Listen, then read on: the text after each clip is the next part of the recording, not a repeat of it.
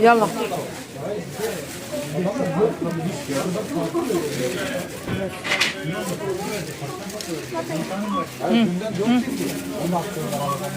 Her gün değil pardon. Günden önce atmaya kadar da 4.000'di.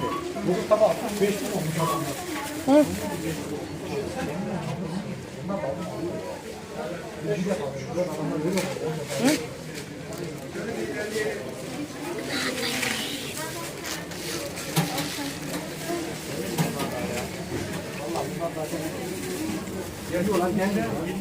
فينك المدير وراكي.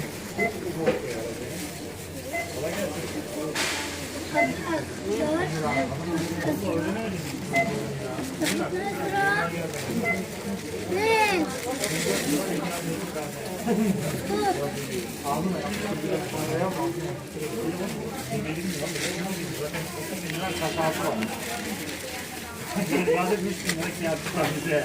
Kendimize de 300-500 lira para oldu mu gitti. Anladın mı? Görüşmüş ya. Burada görüşmüş.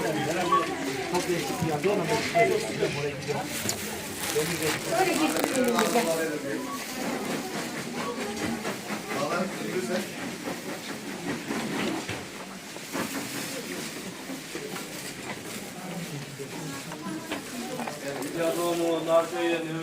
ناخد كركم عملت عندك كركم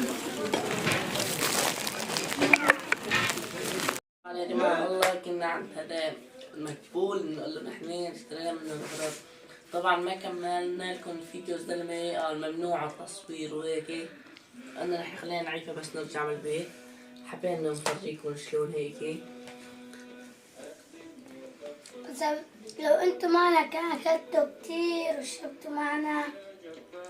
يا الله يا الله يا متكبر يا الله يا الله طبعا لازم تكونوا باللايك يا خالق يا الله يا الله يا بارئ لازم تحطوا لنا لايك واشتراك تشتركوا بقناة فوز الجاز لصار كل شي جديد باركم كتير.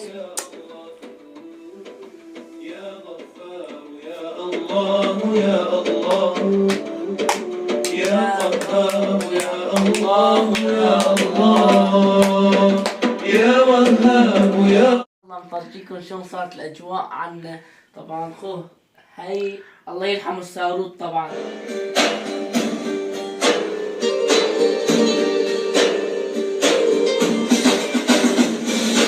جنة جنة جنة جنة يا وطن جنة جنة جنة جنة يا وطن يا وطن يا حبيبي يا مطراب الطيب يا وطن يا حبيبي يا مطراب الطيب يا نور الجنة حتى نور الجنة طبعا خلوا تني الفيديو تنكمل السهرة والله يرحم الساروت. نكمل فيديوهات نتذكر الساروت شوي. لا تنسونا باللايك والشير والسبسكرايب. واللي بحب الساروت يعلق لنا يحط لنا علم سوريا. اللي بحبوا الساروت لا تنسونا باللايك والشير والسبسكرايب حتى يوصلكم كل شيء جديد. وسلام.